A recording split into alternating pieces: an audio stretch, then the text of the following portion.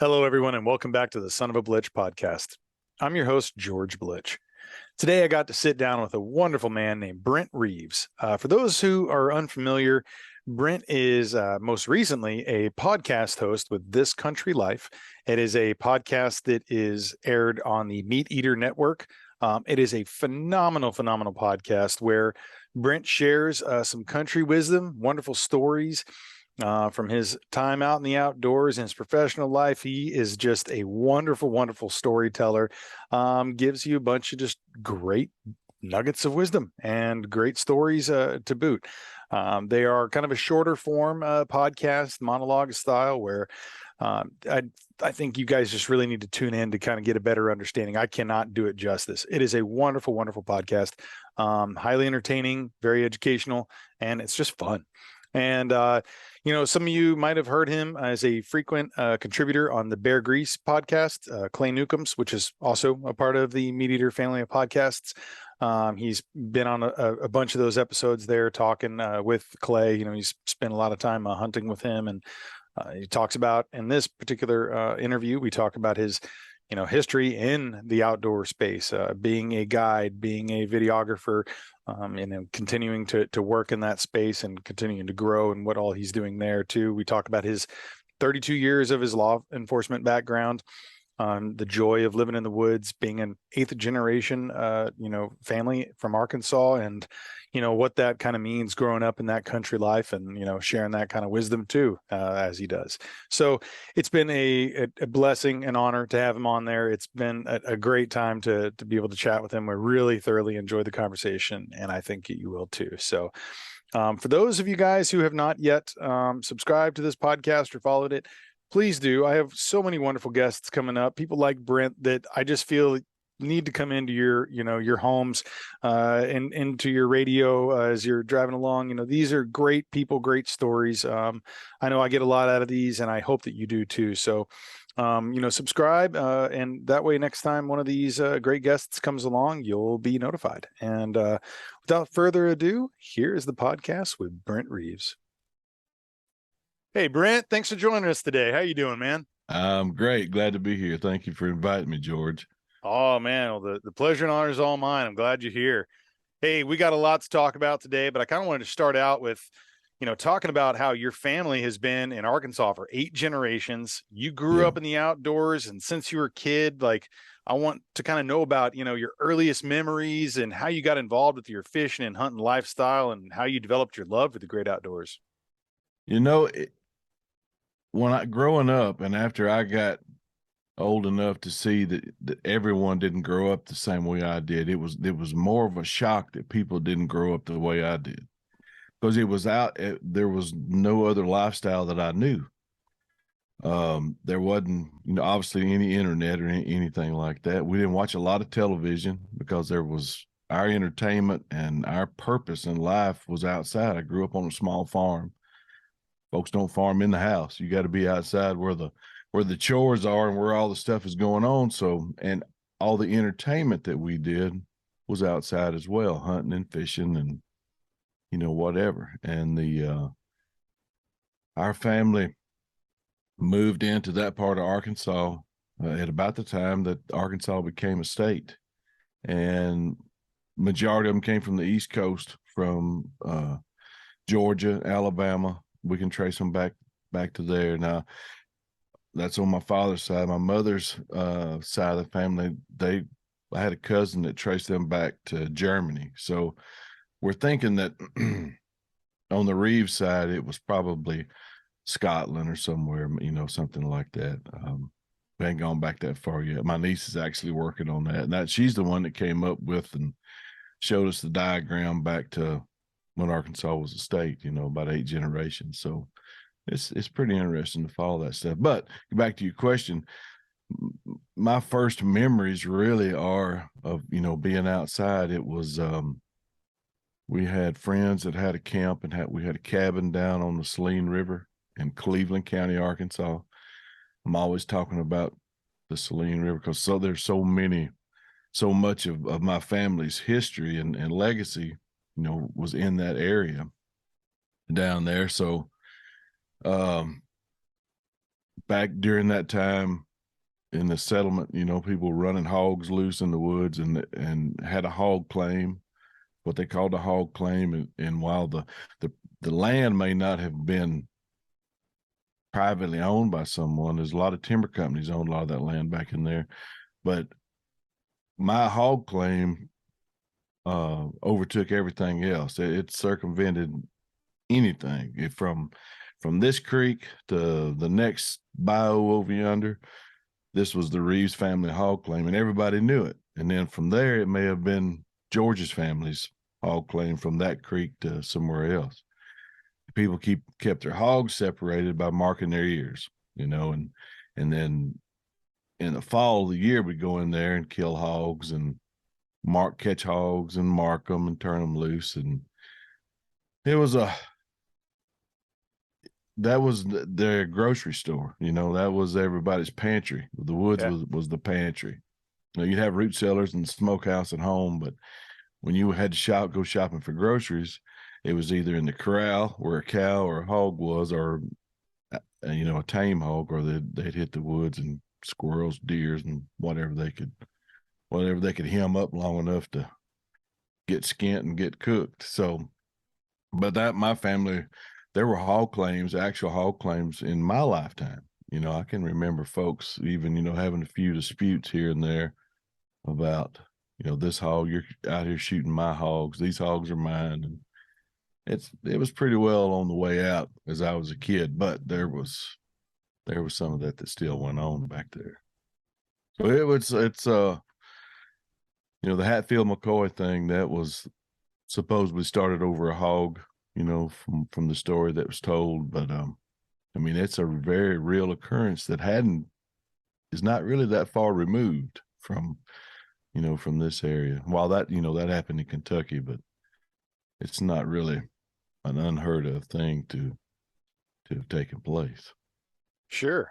Well, and you were talking about the Saline River there, and you guys must have done a lot of fishing growing up. It sounds like there was just tons of wildlife around you, and you kind of got into hunting and fishing. Like you said, it's like a way of life.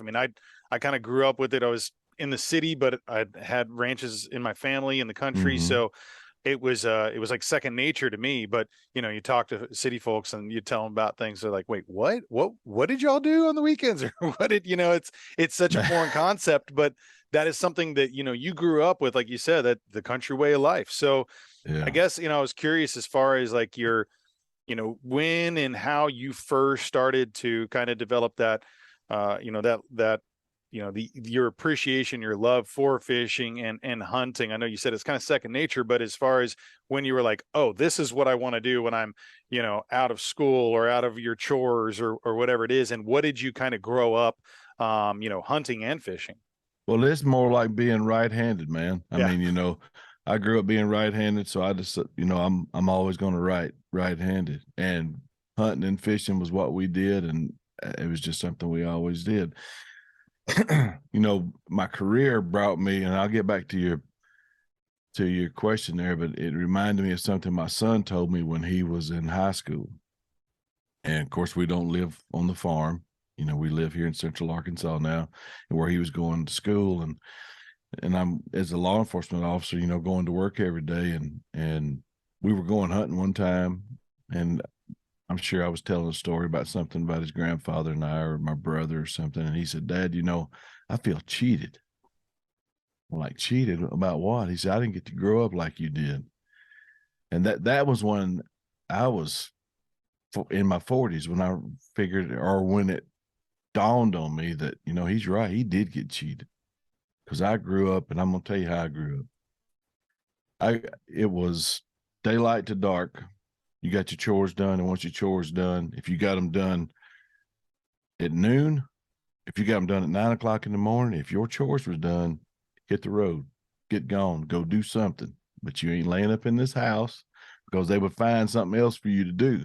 Yep. So when I got my chores done, I hit the road. And where I grew up, we had where our farm was, I had a couple of guys that I went to school with that were my age, and childhood friends, and one of them lived about a quarter of a mile away. Another one lived probably about a mile away. And it was get on a bicycle or take off through the woods walking, and we'd meet up, and it was fishing in everybody's pond, whether we were supposed to or not, going swimming at the creek, doing whatever adventure awaited. I don't know why we built fires. We shot field larks, Cajun quail, we called them, and we'd cook them to eat them on a fire, catching crawfish, boiling crawfish in a pot of water. Unseasoned boiled crawfish are not good to eat as a grown-up, but as a kid, man, we thought we were living high on the hog. I can recall a time when I was in basic training at Fort Sill, Oklahoma. We were walking from one range to another range, and we weren't in formation or anything, so we could kind of talk amongst ourselves. And there was a guy, it was a good friend of mine, they grew up inside Boston. I mean, in the inner city of Boston.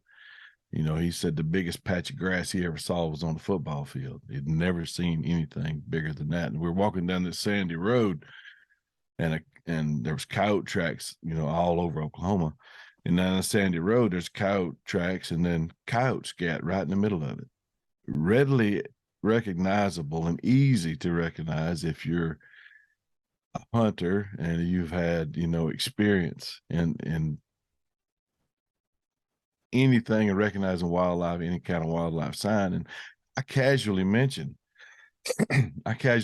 as I'm walking by, I said, "Oh, a coyote crapped in the road." And he's like, "What?"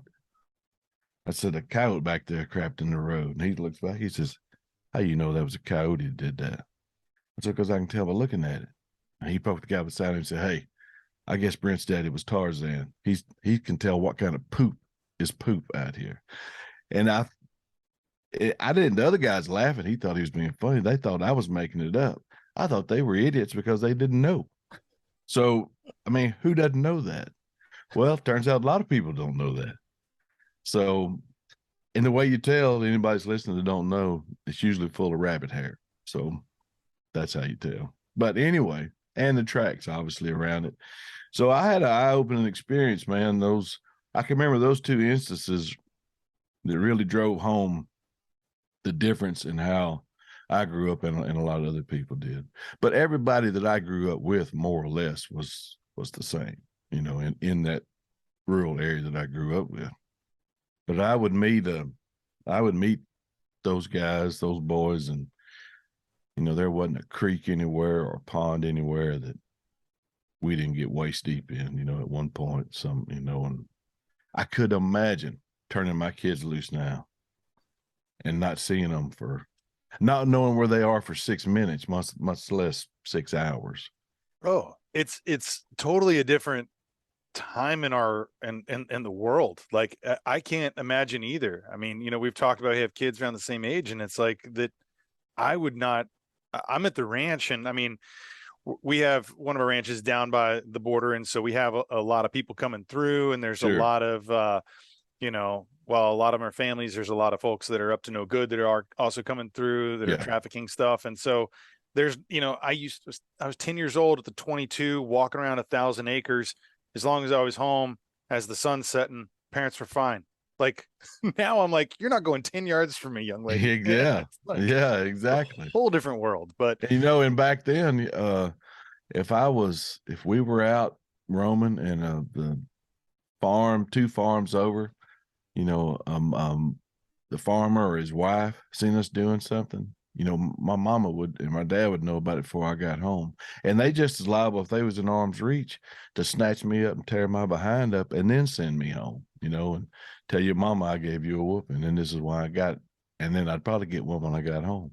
Yeah, double. So one on each cheek. There you go.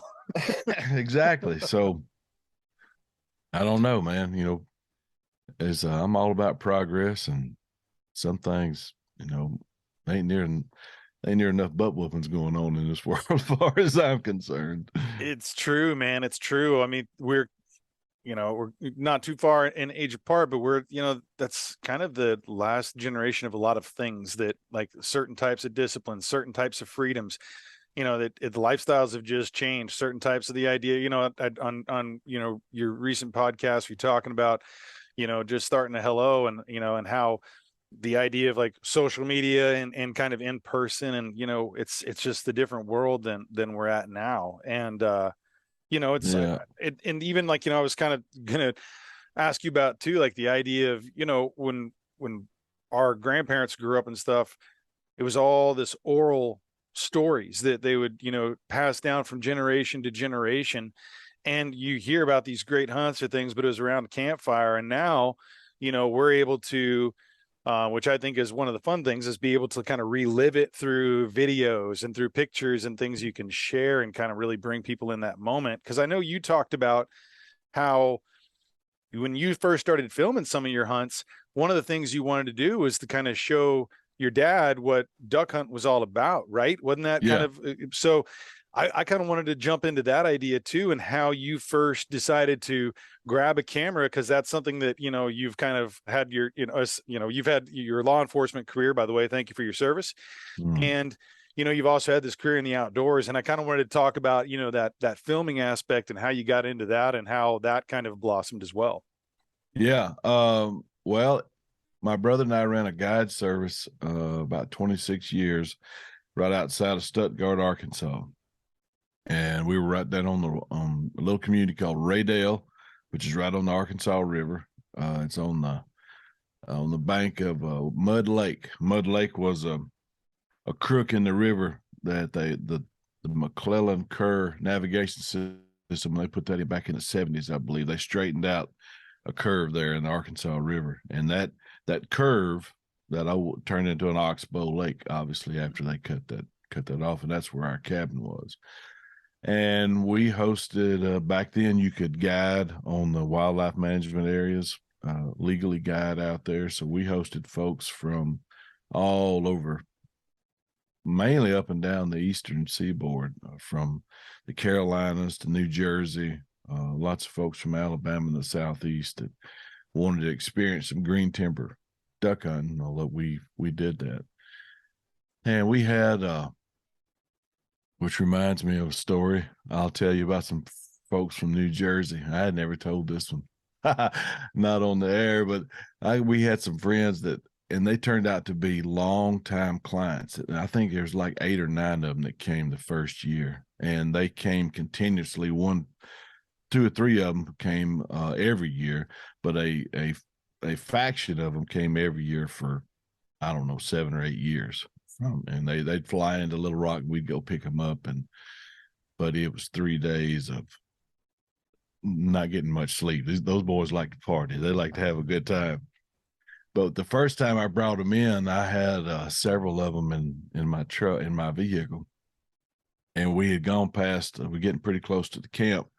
So it's all farmland over there. And we had gone by this picked cotton field. And the cotton, when they pick cotton in Arkansas or anywhere, there's always some that's left, and then the farmers will go in and they'll mow all the stalks down, the cotton stalks down that's been picked, and mow it down. Then they'll plow it up and replant it and whatever they're going to do. But at this point, it had been picked once, and there was still cotton hanging here and there out through there. So one of those boys from New Jersey says, as we're driving by it, he says, "What's that out there?" And I'm like, "Where?" And I'm looking out there, looking for something in that cotton patch. He said, "Those bushes right there with the white stuff on it." And I thought, oh man, this guy don't know what a cotton patch is. So I said, "Well, that's grit bushes." And he said, "What?" I said, "Grits. You know, grits like you eat for breakfast?" He's like, "Yeah." I said, "Those are grit bushes out there. They hadn't picked them yet." He's like, "Man, I always wondered where those things came from." I'm like, "Well, that's it." And for 7, 8, 10 years, we never told them any different. And the crop rotation, they don't grow cotton in the same field every year. Right. So we'd come back through there the next year, and he's like, "They're not planting grits out there." I said, "No, it's just soybeans this year. No grits this year." So, but anyway, I can't even remember where we were going. Oh, talking about guiding. So those guys came out there, and we never did any kind of advertising, but we had a big following of people just on word of mouth. And there was a lot of guys coming from South Carolina, and there was a regional outdoor show, television show out there. And they had heard through the grapevine, I think, about our place. So they came out, they contacted us, wanted to film a duck hunt and show it on their broadcast show out there in the East Coast. And they came out, we agreed, said, sure, come on, it'd be good advertisement for us. So they came out and we filmed for, I don't know, 2 or 3 days, had some good hunts. And man, I just fell in love with going back and being able to see that stuff. And like I said, my dad had never duck hunted. He was a brim fisherman and a hound hunter. And he didn't deer hunt, he didn't turkey hunt, he liked to squirrel hunt with dogs, he liked to hog hunt with dogs, and he liked to hunt, chase coyotes with hounds. He just, duck hunting wasn't his thing, but he always was interested in what Tim, my older brother Tim, and I were doing. And I thought, man, this would be a way to show him so he can see what it's like. He was really impressed. He still wouldn't want to go do it, but that's how it all started right then. So I befriended the cameraman, and we got to be good friends, longtime friends. And he started teaching me how to film, man, and it just kind of grew from there. And every time my son and I left to go hunting somewhere, I was toting the camera, which is probably the reason he doesn't do a lot of hunting now, because I was like, nope, can't shoot. Whoop, hold on, wait a minute. So Let me get the focus in here. Yeah, I probably wrecked a lot of that for him, but well, anyway, that's how it all started. And these days, when you're talking about that, I imagine that you've got like the VHS, like you've got the super. Is that the when I started out, they had just moved to mini DV tapes. Oh, so that's nice. It's the small tapes. Yeah. Oh, yeah. And, yeah. So I was just past the area of the big shoulder mount. A lot of folks were still using those big beta cams then, but I had gone to my first, I couldn't afford one. So I went to the mini DV tape. So that's what I started with. I cut my teeth on the big shoulder ones, man. That was the first thing, getting that out in the field. And I remember the first time I had like it was a doe and a fawn walking by, and there's a buck in the background, and sitting there filming, and I learned that very, very valuable lesson. You need to put some electrical tape over the red blinking light, because otherwise they're like sitting there, but then the doe's like pawing at the ground and like, blowing at me. And I'm like, what is happening? Like later on, it's like, I look at it as it gets darker and like, there's a red light. There's like aliens around me here. What's happening? And man, those folks, that guy taught me so much about framing and how to tell a story with the camera. And it's not, you think about it, a deer hunt is like 10, 15 seconds of action. A bow hunt, you got to watch him come in, they shoot, and then he runs off. And at that time, we were filming stuff for TV, potential. So we had to have 21 and a half more minutes of something to make this thing entertaining. And that's where I kind of learned a lot about, telling a story with the camera. You got to, my dad couldn't feel the wind blowing. He couldn't feel how cold it was. He couldn't experience a lot of stuff that we were experiencing. So you had to figure out a way to tell that narrative through video. And those guys taught me a whole bunch on how to do that. And I'm not near the cameraman. The folks I work with now, that they're top notch, and I'm still learning all the time. And I still like to run the camera, but it's not near as nerve wracking to be in front of it as it is behind it, because if I miss, too bad, still good TV. If he misses, the cameraman misses, there ain't no TV. So I know it. There's a lot of pressure with it, man. Yeah.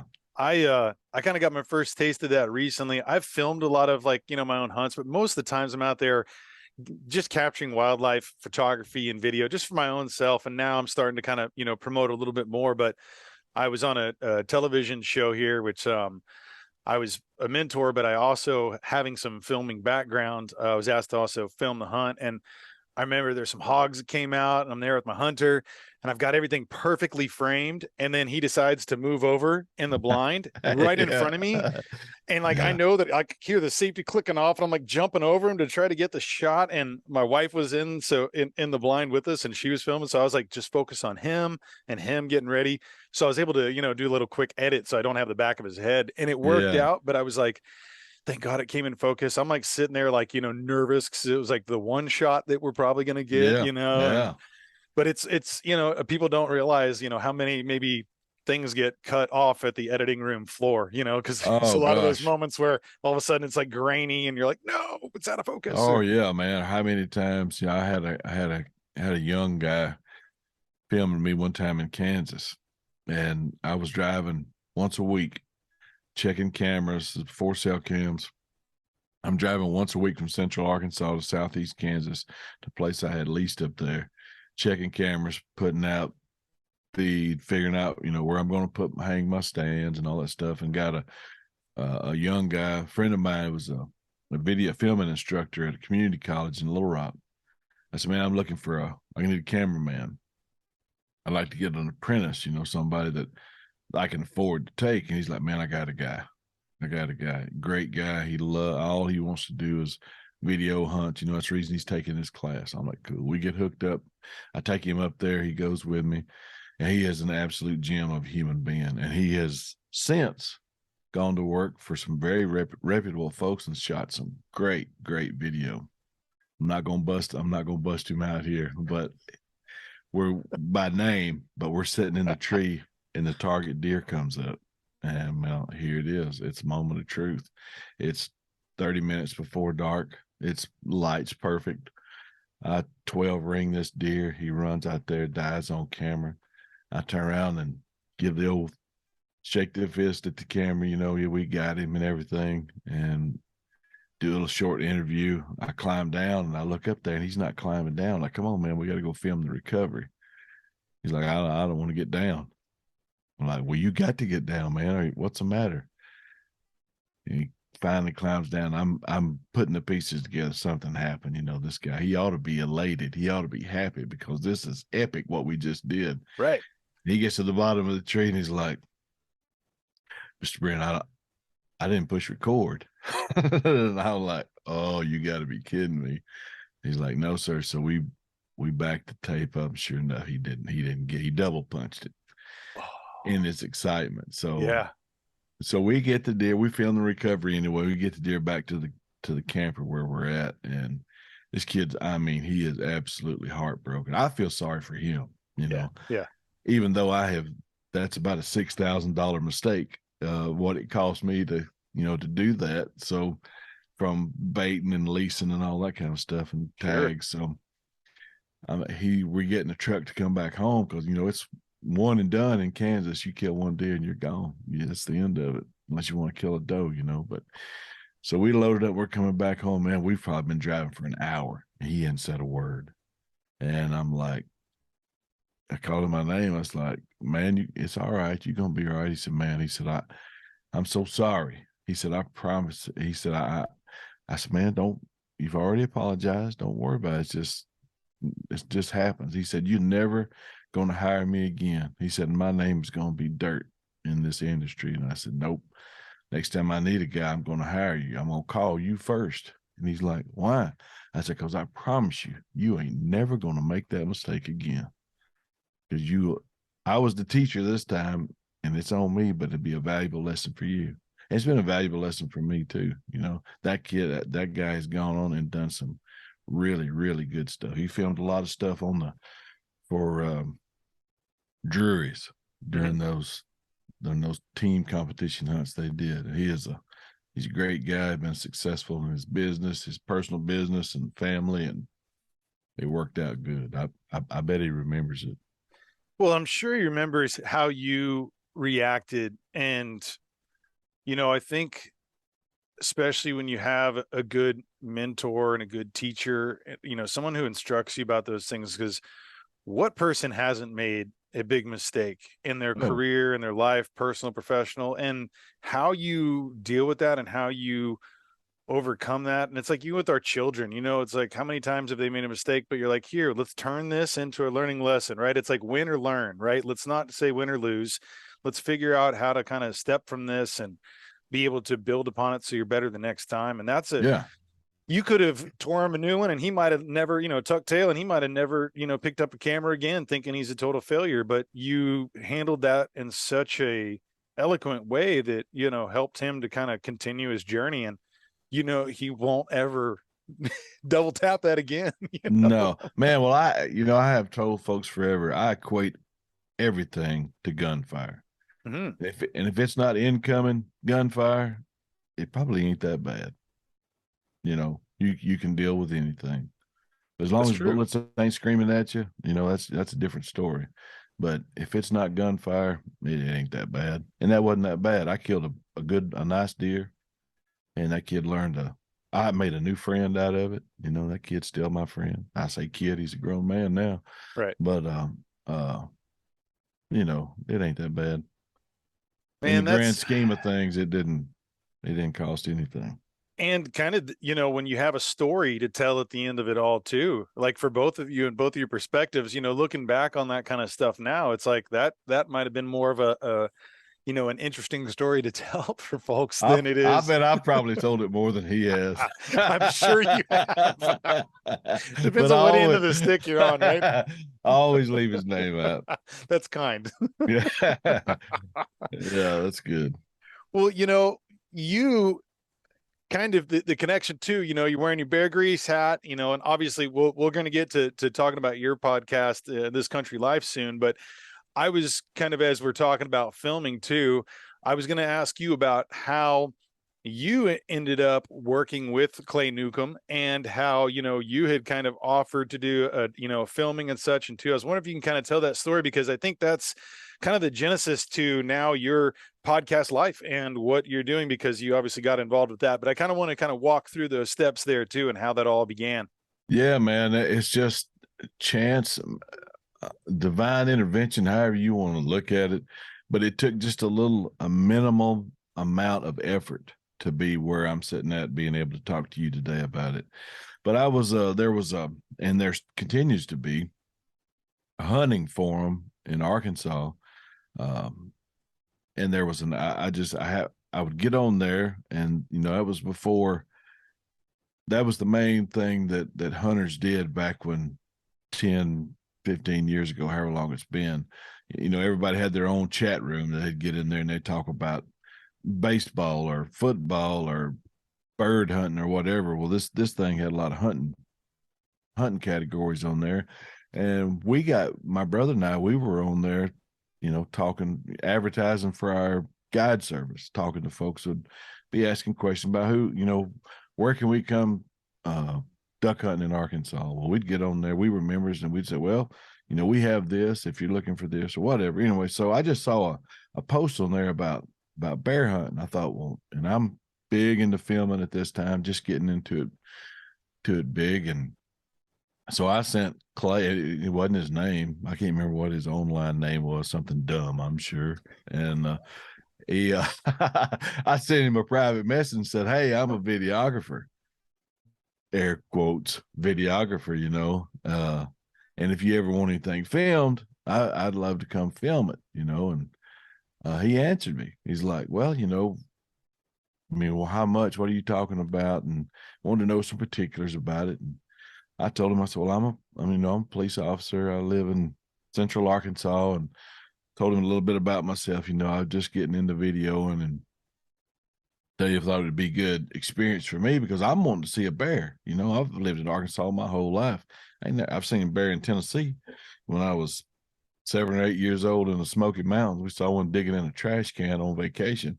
Other than that, that's the only bear I've ever seen with my eyeballs. It wasn't in a zoo somewhere. Mm-hmm. So I thought that'd be pretty cool. And he's like, well, I don't know, man. Said,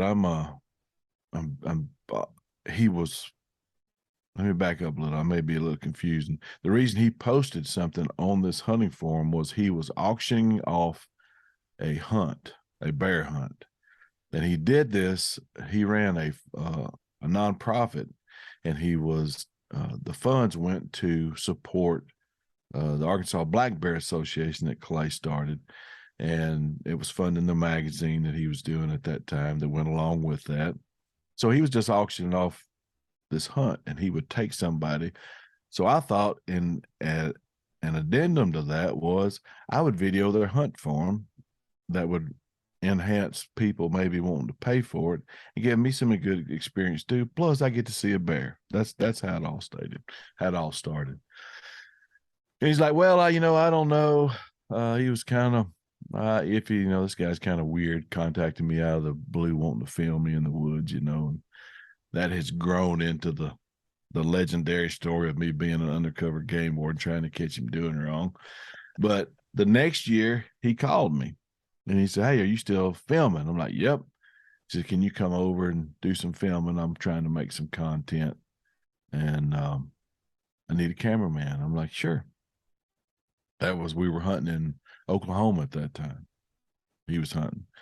So I go over and spend 3 or 4 days, maybe a week. I can't remember how long it is, on a sweltering bear bait. Man, it was hot that September, and it may have been towards the end of September, but it was just Africa hot, man, in the woods. And we were having to walk a long ways into this bear bait, and you're trying not to smell. And man, we smelled like we'd been working in a field all day when we got to the bear bait, toting all the stuff in. It's just hot, and filmed 2 little bears coming into the bait site, and had a big bear on camera every night after we left. And we could hear him out messing around. He would just wait for us to leave before he'd come into the bait. But it was, I got some crazy cool footage. I'd hung a GoPro up out there over a bait, was going to try to get a shot going back towards us, of the bear between us. And one of the young bears finds it, pulls it off, and it's running. And he knocks this GoPro camera off. It hits the ground, and it's facing up and correctly oriented. And this bear looks down in it and just chomps it. And Clay gets up and runs out there and makes him drop the camera, spits the camera out, brings it back. And it's some of the coolest footage. If you ever want to know what a rabbit looks, what he sees before he goes down the gullet, or a marshmallow, I'll send you that footage and you can look at it.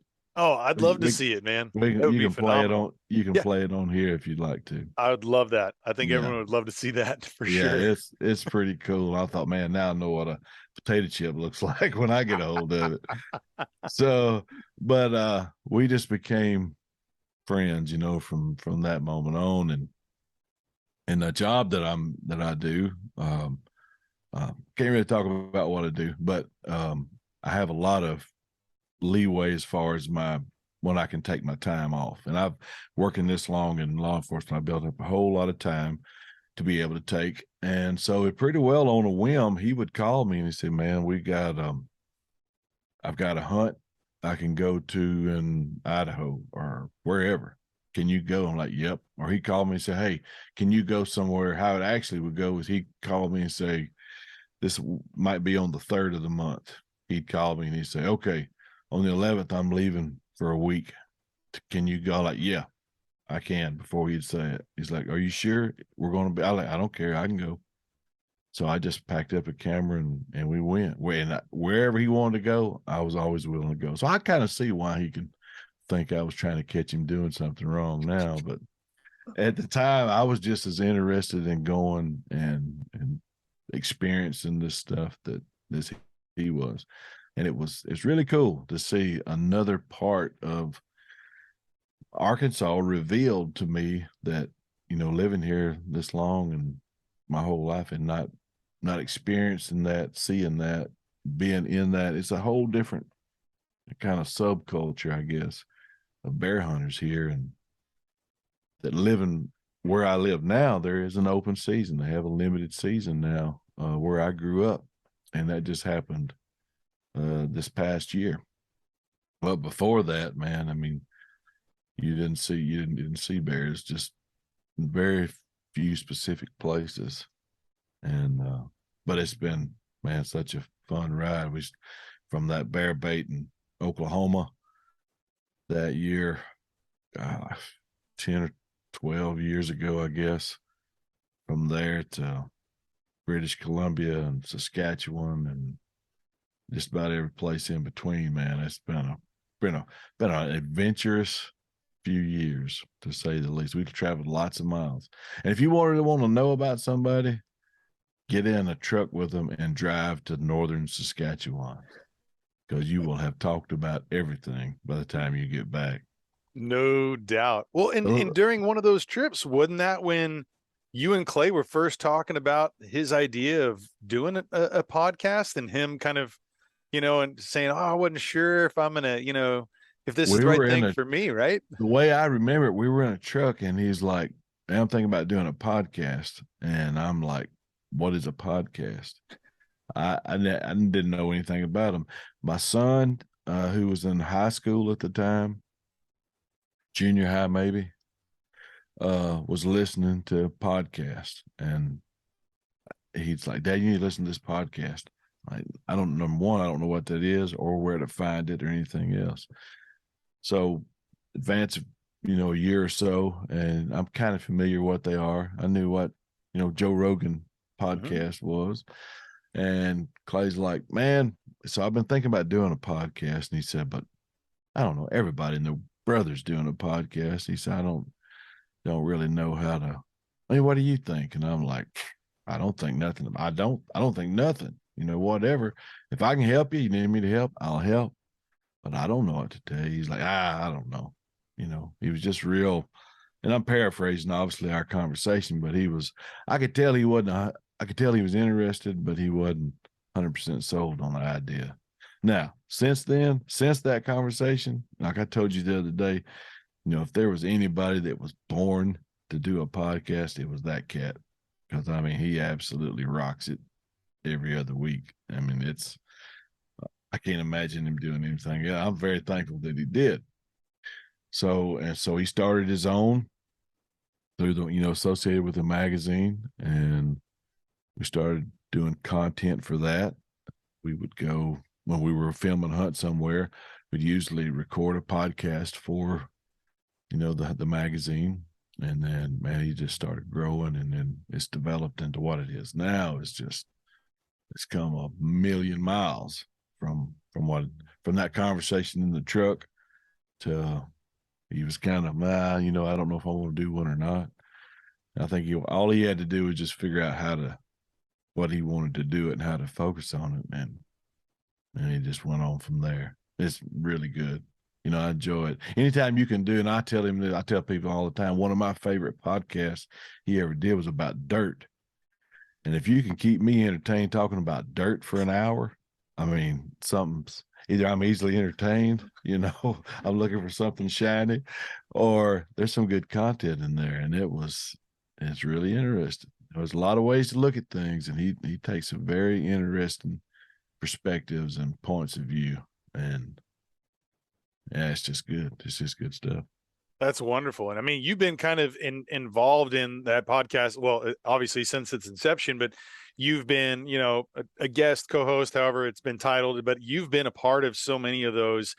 And then I guess, for just as a quick, kind of for folks who haven't listened to the Bear Grease podcast, one, I suggest you do, but two, could you kind of walk someone through about what maybe is, I know you talk about a lot of different subjects in there too, but like, how would you describe that to people who have never listened to the Bear Grease podcast? To the Bear Grease. Well, first I want to say that I have very little to do with that other than contributing my opinions on what it's about. Every week, Clay will release one, and it'll be dedicated to a specific subject. Whether it's the one about dirt, which was about farming and the relationship of human beings to the planet, more or less. But it's a documentary style podcast. A lot of historical stuff in there, obviously. And it's about people, I think he calls it, that live close to the land, like Daniel Boone, Davy Crockett, Tecumseh, Native American. There's a lot of historical figures. Anything from, historical figures like Holt Collier, famous bear hunter from down in Mississippi that guided Teddy Roosevelt and where the teddy bear came from. That's saying those kind of people that you don't normally have a light shined on them, and the ones that do, maybe they're not the correct light or not the most revealing, where you can find the humanness in a lot of figures. And so that something like that, a dedicated historical podcast will come out one week, and then the next week we record what's called a render. If you're rendering down bear fat, the bear grease, it's rendered down into the basic stuff. So it's usually me and Claybo and his wife Misty, and maybe Josh Spillmaker, Gary Newcomb is on there a lot, Clay's dad, and one or two other folks will filter in and out, and then we'll talk about and dissect what we got out of the documentary part. Like he's did a deal on Daniel Boone. I think it was like 3 parts. So the first part would come out in the next week we would talk about what happened in the first part, and it goes like that. It kind of, well, I mean, it's no better way to say it. It renders down what the documentary stuff was about. So it's a lot of fun. You get a lot of different point of views. You get discussions amongst us, like, oh, that ain't what he meant. This is what he meant, or I think this way. It's real good. It's more or less just, it's a campfire talking about things that we've seen or heard of without the campfire. Mm-hmm. Just like somebody pushed record and we just start talking about whatever the topic is. Yeah. Kind of like what we're doing now, but very specific. Sure. Subject matter and whatnot. Yeah, the subject matter is very specific. And it's a lot of enjoyment. You get to get someone else's perspective on the same thing you saw, which to me is very interesting, because I've always said, and I've said it a million times on there, probably to ad nauseum, but if you want 2 different stories about a particular event, get 2 eyewitnesses to it, because they could be absolutely totally different. Yep. 100%. And I've seen that in 32 years of law enforcement. Like, sure. All right, the red car turned right and ran into the blue car.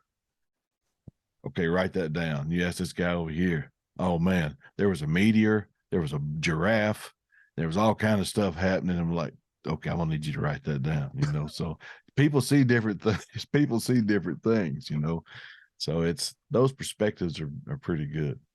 I've always thought about that same kind of thing too. It's like, where and I always talk about this too, probably ad nauseum as well, but the idea of like multi-perspectivism, whether I, made up that word or heard it somewhere, I don't even know, but the idea of trying to see, thank you. Yeah. Just trying to see things from every viewpoint. And like one of the prime examples was when I remember talking to a guy who's a law enforcement professor, and he was saying, it's like, you can have 2 different people in the room looking at one single thing, and it can be like an ant that crawled across. And it's like, what, tell us about that. And the person's this was, oh, it was a red ant for sure. No, it was a red, it's a brown ant. Well, what's the difference? Well, your lighting's different.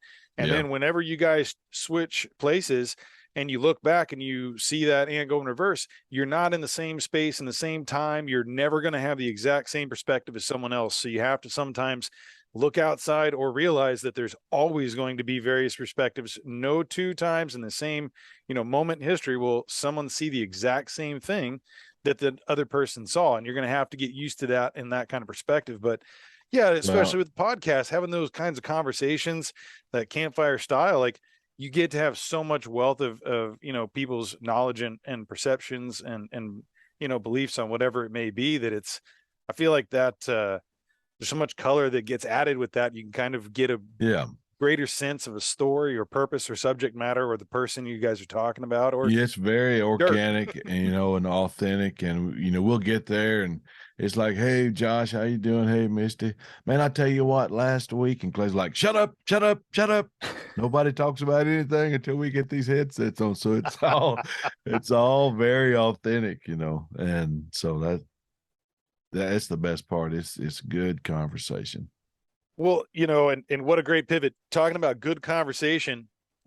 Let's talk about your podcast and how you started and how this, this country life has, I think you're working on getting close to 10, a dozen episodes as you've probably recorded some that are coming out each week. But Yeah. how did this come about? How did you get your own, and how did, that the formation of this, was it an idea you had? Did someone give you a suggestion? What was it that this kind of, how was this birthed out, and how are we sitting here today talking about We were Clay and Misty and my wife Alexis. Alexis and I were in Northwest Arkansas. I can't remember if it was just a getaway or for the weekend or whatever. Anyway, we stayed with Clay and Misty that night. And they had an event that got canceled. And so at the last minute, instead of just me and Alexis going to have supper, I said, Clay, you and Misty, let's go somewhere and eat. So we go to Herman's Steakhouse in Fayetteville, and we're sitting in, which is a famous steakhouse there, been there for a long time. So we sitting at a table in there, and Clay had mentioned it before, and we'd kind of talked back and forth about it, but he said, man, you ought to do your own podcast. I'm like, okay, about what? Because I'm not real shy about talking. I'll talk to anybody that stands still long enough. And he says, like, what do you know? Well, what do you know about it? And I'm like, most of the stuff I know about, which, law enforcement wise, I said, I don't even care to talk about all that kind of stuff. He said, no, man, what about, growing up in the country? And I'm sitting there in a pair of overalls in this restaurant, and about all the things that you talk about, the stories that you tell me.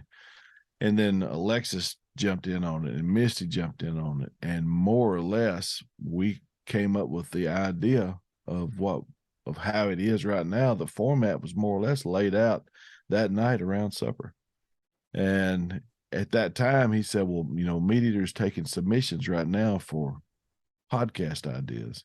And they had can't remember what they called it, but more or less it was a form you filled out, be hosted by Brent Reaves. The topics discussed will be, grown up in the country. And format is, 15 to 20 minutes of a lesson or a topic discussion interspersed with anecdotal stories from my childhood or, my parents' childhood or whatever. And we submitted it and they said, okay, that's kind of interesting. Make us 4 mock episodes. So I was like, okay.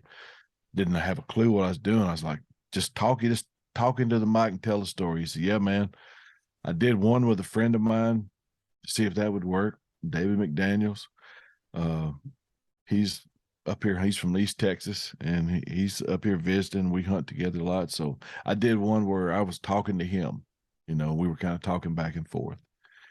And it just didn't really work right so we said, well, we sent that in like, we try a monologue. Try doing the same thing and just doing a monologue instead of talking specifically to David, talk to everybody. Okay.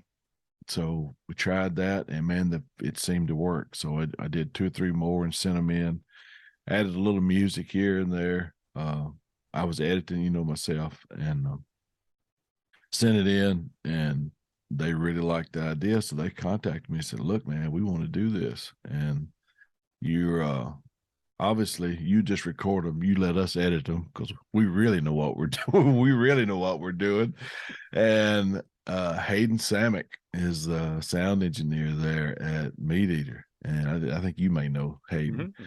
And oh man, they do a great job there. He's a great guy, good friend of mine. And so now I record them, send them in, just get an idea, more or less plucked from the air. And it's real. It is also very organic because I'll start out with a topic like the stuff there was a podcast, one of Steve's favorites so far has been like the stuff I carry in my pockets. And that led into when I first decided to do that, I was like, I'm going to tell a story about all this stuff that I tote in my pockets. And then a story would develop off of more or less each one of them. So it's real organic. As I'm writing it out, I'll think of something that reminds me of that. And then I'll put that anecdotal story in there. And then um, it's more or less them giving me a mic and a tape recorder and saying, okay, talk for 20 minutes. And then buffoonery ensues. And then I send it up there and they clean it up and make it sound somewhat intelligent. But it's kind of the opposite of Clay's. We want, Clay's is very meticulous and technical about the history stuff, and there's not taking it away from it, but you need to be thinking when you need to be paying attention, because you're liable to miss something, and it's going to hurt you in the long run. Right. You need, especially if he's got like a 3-part series, you need to listen to 1, 2, and 3. You don't need to listen to 2 and 3 and go, hey, I need to go back and listen to 1. Yeah. You got to listen to 1, 2, and 3. This one requires a pair of ears and not a whole lot of thinking. Just sit back with a cup of coffee or whatever you're drinking and just listen. So it's a lot of fun, So hopefully it's folks seem to be enjoying it. We're getting a lot of good feedback on it, and folks have just been really great. It's been received well. Folks immediately like it, and man, it's been very humbling to me to to think so many people would be interested in the way I grew up, the stories from my childhood and my adulthood as well. But it's been a big blessing for sure. A lot of fun. Well, I mean, all congratulations on it. I look forward to each one with great anticipation. There's definitely different subject matter, and it's just fun. And it's like you said too, you don't have to think like too much, but what you're talking about is very thoughtful, and it is very thought inducing. I mean, there's a lot of things you talk about, like the idea, the power of like just saying hello and howdy to someone. And, your stories and your anecdotes they really kind of build upon, human character and, your just wonderful lessons and things in life. And, it's like you said, kind of pull up a chair or drop your tailgate, got some things to share. And like, you really have some great things that are, and there's no ending of things you could do, because all the stories you've had, or stories of your parents, your grandparents, or just other folks, history in the woods, or just, in the backyard is with your friends, and like things you can share. I really appreciate it. I'm so glad that it's on the airwaves, and I know it's going to continue just to kind of, snowball of success. And I'm really excited for you, man. That's really great. Well, I appreciate it, George. It's a lot of fun. There's a lot of, it's not me by any means. There's a lot of folks that work on this thing that have helped me to get to where I am. But, going back to the episode that's out now, comes out every Friday. If I hadn't said hello to Clay more or less in an email or a message on that hunting forum, I wouldn't be talking to you right now. Right. So right. It's amazing, the smallest little actions and how they can just change your life, really. And I always like to say, you don't have to be from the country to be country. And being country to me is, a lot of folks might think, it's they talk funny, and they don't wear shoes, which I'm not wearing any right now, but which is just a coincidence. Or they have coon dogs laying in their house when they ought to be outside. Wearing your overalls. Yeah. Dang, I'm checking all the boxes. You might be country, yeah. Yeah. But it's just Tom T. Hall had a song, Country Is, and it's everything. It's anything that you want it to be. It's I try to have fun. My father told me, man, this is the best way I can describe being country. My version of it is, I was 9 or 10, and we were cutting and stacking wood for the winter, and it was hot, and I did not want to be there, because he told me we were going fishing. Let's go fishing. Let's go fishing. We got to do this first. This ain't no fun. Fishing is fun. And he's, he grabbed me by the ear, or, look at me, son. He said, now, number one, we got to do this before we can have fun. He said, but if you're not having fun somewhere, he said, there's no place that you will ever be, or anything that you're doing, that if it's not fun, you can make it fun. And the day that we buried him was one of the day that we buried him was one of the, will sound terrible, but I had probably as much fun that day talking to people about him that I've ever had. There was 350, 400 people at my dad's funeral. And a man walked up to me, and a prime example of this, because he was always laughing. He was always telling stories. He was always having fun. A guy walked up to me, and he, from Louisiana, that I had never seen in my life. He said, "Son, you don't know me." He said, "But I'm going to tell you something." He said, "As long as there's trucks, tailgates, and dogs, people will always be talking about your daddy." And he said, "And everybody in here has one thing in common. They all thought they were your dad's best friend." He said, "And if you can do that," he said, "there'll be these folks, this will play out in life like it did in his." So that's the way I try to do it, man. And I try, up until that point, I was trying to do that, but that really brought it home for me, that he was right. Because everybody that came up to me said, "You don't know me, but me and your dad were really close." And that was probably 90% of the folks that did that. And who knows, my dad may not have loaned some of them folks $20, but he made them think that, they were his friend, because he treated them with respect and, was always having a good time. So to me, that's being country right there. Just treat folks like you want to be treated. I've heard that before. And the rest of it will take care of itself. Absolutely. Wow. Yeah. That's, it's amazing how you can change folks' lives, like investing in the time, right? Time is the most valuable thing we have, and being there for them and listening and talking, and just like you said too, having the 300, 400 people that all kind of feel that same. It's like that's kind of the I'm sure, that was inspiring for you and what you wanted to kind of leave your mark and things too. And, that's how sure. I always I think about that kind of thing too. Like, what do you want? How do you want to be remembered? And, I definitely will. I guess now is a good time as any. One of the questions I was going to ask you was about what you want your legacy to be, both professionally and personally. And, it sounds like, part of your dad's legacy was being able to have that many people have that kind of impact on their lives with his.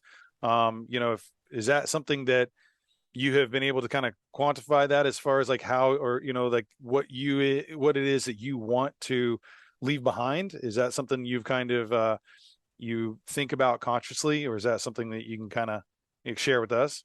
When I was a shift lieutenant, and wearing a uniform and on patrol every day, every morning we had a shift meeting, and all my deputies would be in there, and we would assign, everybody usually worked the same sector every day, but any kind of bulletins or anything they needed to know, we talk about before we hit the road.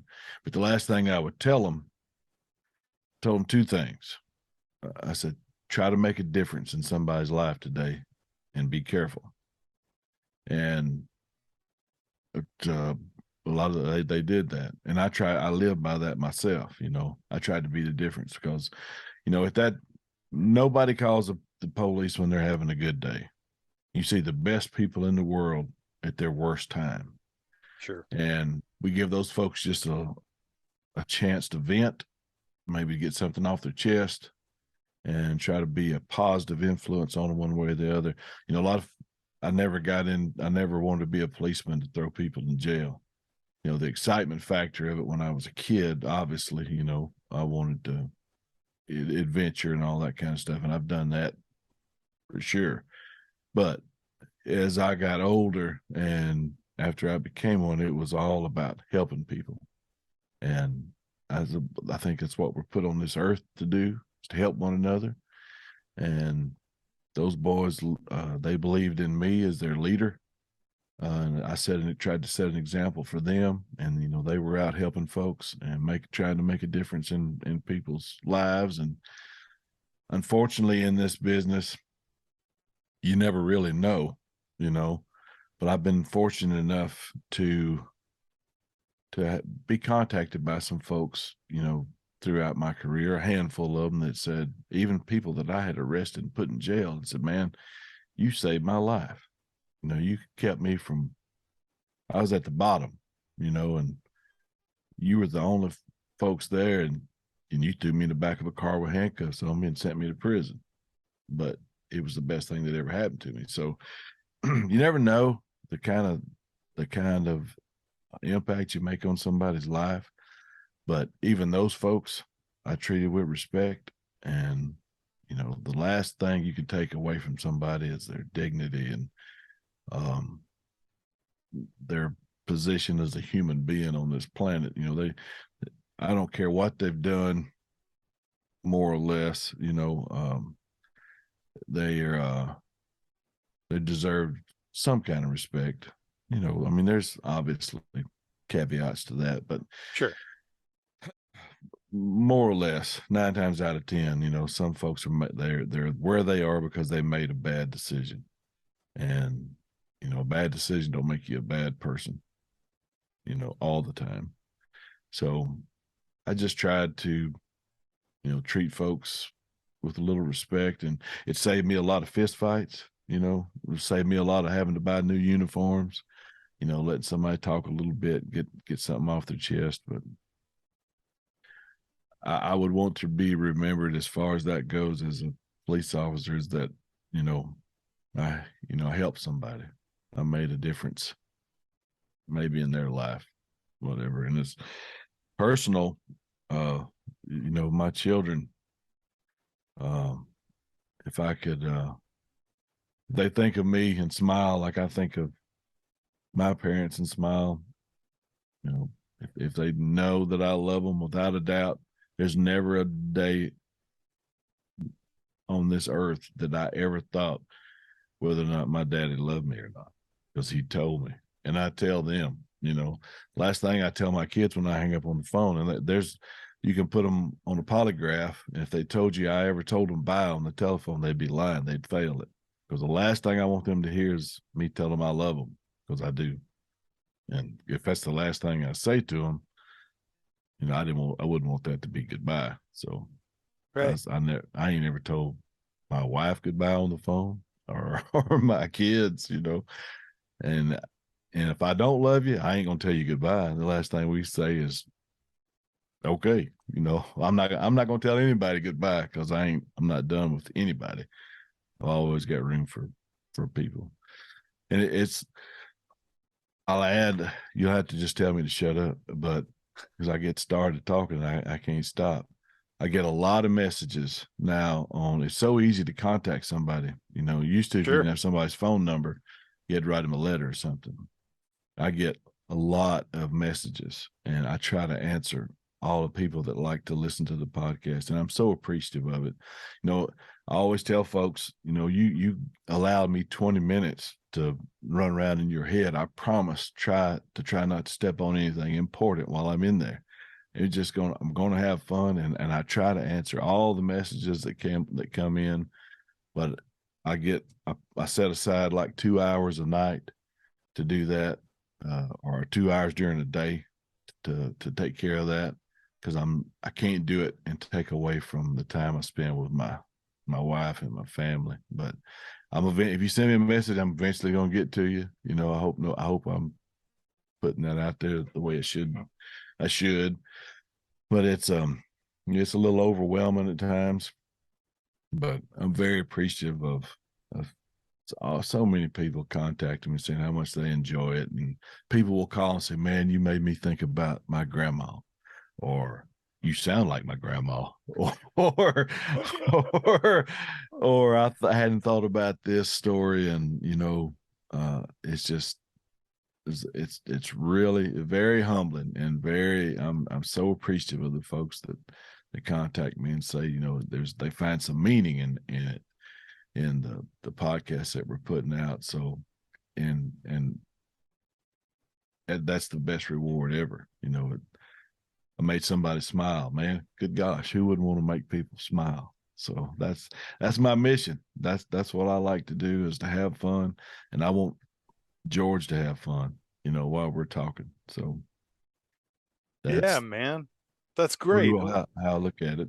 Well, you're it's such a wild thing to, you're putting something out and you're impacting someone's life in such a positive way, not being there in front of them, and like we talked about kind of growing up and, that the idea of it's like, before the cell phones, it's like you're face to face, or maybe maybe you record something and send it, whatever, but it's not.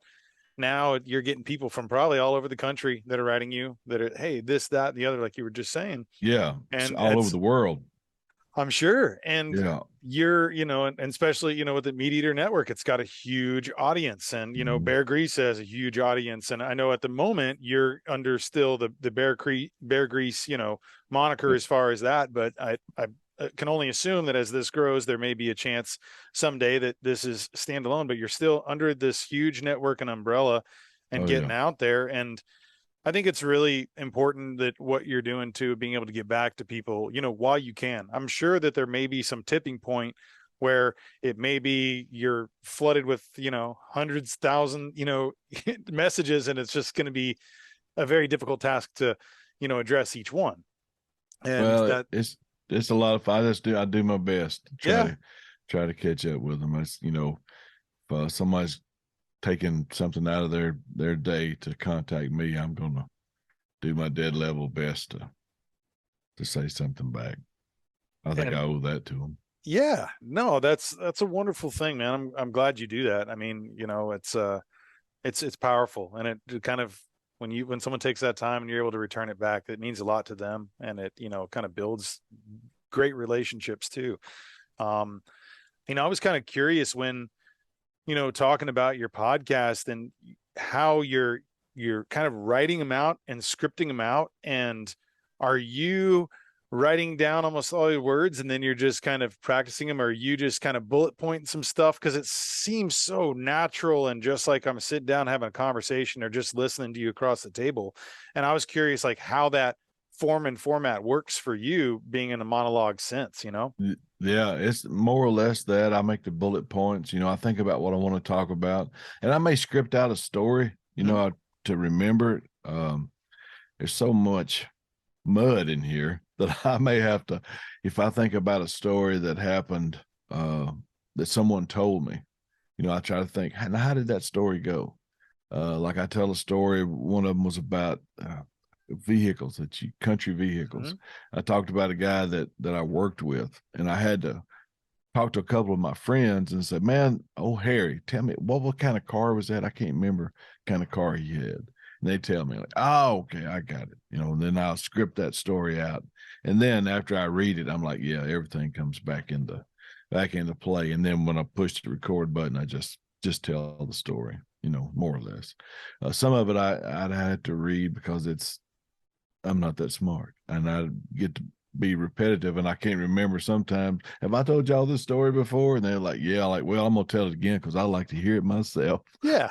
so, so, so it's kind of like that. But and fortunately, man, it's there. I'll think of one topic, and then while I'm doing that one and kind of formatting that out, what I want to talk about, I'll think about something else, and so hopefully the good Lord will just keep popping them ideas in my head, and we'll just keep building on what we've done so far.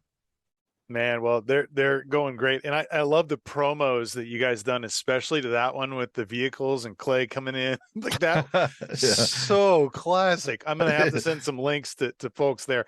They are wonderful. You guys make that like just hilarious and so entertaining, man. It's like I want to watch that one, He I'm lost that Philadelphia accent about 3 words into that. he tried. He He tried. tried so God hard. bless him. No, that was a great one, man. I love those. Well, it's so fun, entertaining, man. You can tell you're enjoying what you're doing, and I think Oh, it that's is fun. that's the thing. It transfers through. Some people it's like this is kind of it in a sense. A second or maybe third career, however however you're keeping count. But Yeah. it's it's so it's just so wholesome and fun. Well, Like there was a lot of similarities, and when we started this thing, Steve even made the recommendation because I had submitted this form in, and before the decisions were made, it had been talked about a little bit. Steve and Clay were on, I think, on that moose hunt last year. Where Clay killed that moose, and they talked a little bit about it. And I had a mock episode done, and he played it for him, and he said, "Man," he said, "this is good stuff." He said, he said, "Think about, the Jerry Clower stuff." And I thought, golly, I'm not a comedian. But the Jerry Clower thing was, I think Jerry said that he didn't tell funny stories. He told stories funny, what was the difference? And I think Steve said, no, I think he is a comedian, but because a lot of that stuff, some of it he made up. Oh, this craziness is true. This ridiculousness that I talk about all the time is absolute fact. And I mean, it happened. I'm not making any of this stuff up because I'm not that smart. I ain't that funny. I couldn't know about making up this kind of crazy stuff. But it kind of brought all that home to me because Clay did an episode of Bear Grease about Southern humor. And there was a big thing in there about Jerry Clower. And I met Jerry Clower, and we talked about it on that when I was a kid. And but it has come full circle. And I've read a lot of his stuff, and I'm not by any means comparing myself to Jerry Clower. He's a wonderful, wonderful human being. But I can see some similarities there. But there's also similarities, George, to, I'm sure, your childhood and the stuff that I talk about. And, I'm a carbon copy of what my brother saw. I just have a platform to talk about it. So I'm not comparing myself to Jerry Clower by any means, but that kind of style of humor and that kind of style of oration, I guess, I really enjoy that, and I really enjoy talking about the things that are just to me, they're so good and pure. Because a lot of this stuff happened while I'm working on a farm, doing something, an endeavor that's good, that benefits other people, or we're out enjoying the outdoors that the good Lord put for all of us to enjoy, and something happened during that. And telling those stories like that, I think, promotes and brings light to a lot of things that a lot of people like, or a lot of people would enjoy if they just got out and tried them. I mean, that's how you meet folks. That's how you get to share the good stuff that's going on. It's just, man, I can't wait. I can't wait to get up every day. I hate to go to bed at night because I'm scared I'm going to miss something. I get up every morning ready. I'm as happy as I'm ever going to be when my feet hit the floor every morning, because I don't know what's coming today. But I know whatever it is, if I'm involved in it, it's going to be fun, or I ain't going to do it. Right. You're going to make it fun, like your dad said, right? Oh, absolutely. I'm going to have fun, man. I'm telling you, I'm the biggest kid ever. And I get that fun. Sense. Yeah. I'm having fun every day, or I ain't doing it. Well, no, that's, it's like when I wake up on this side of the dirt every day, I'm excited, and it's like, what can I do for my life today? What can I, and part of that too, like you were talking about, like, I always kind of think about what can I do today to make the world better? And even the smallest way, and even if it's in one person's life, even if it's in my kid's life, what can I do to make an impact? How can I go, asleep where I'm proud of something that I've done that day, or something that I've kind of pushed forward? And, it's like, it's like the other day we ordered some Chinese food, and, get the fortune. It's like, the one I pulled out says begin. The rest is easy. And whatever it is you're doing, it's like, you just okay, today I'm going to begin my day.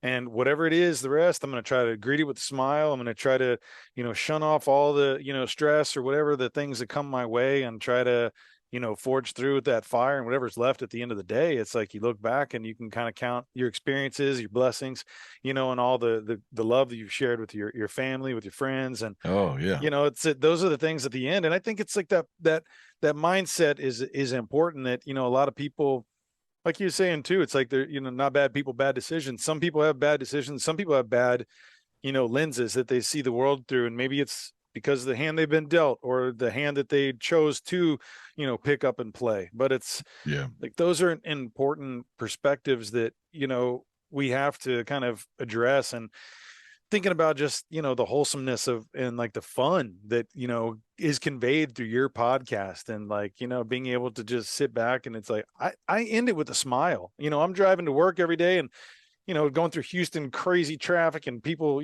just driving like maniacs, but I'm sitting there, all right, have my coffee. This is great. I enjoy it, man. It's therapeutic too. And I'm sure it is for you, doing that. Yeah. Yeah, it is. Absolutely it is. And I told them, so I could do a 20-minute podcast about the worst thing in the world, that it's part of my job that I've you've seen it, right? That I've seen it every day. I said, but man, that ain't what I want to do. I spend my day, I think about that kind of stuff enough. I wish I could forget a lot of it. And unfortunately, I can't. So I try to focus on the other things. And if I could help one other person out there that's having a bad day and thinking, oh man, today's really going to suck. I hate being here. But if they just give me 20 minutes, I'm going to do my dead level best to make them smile before they get out of there. And I mean, good gosh, who wouldn't want to have a job like that? And they pay me to do that. That's pretty good.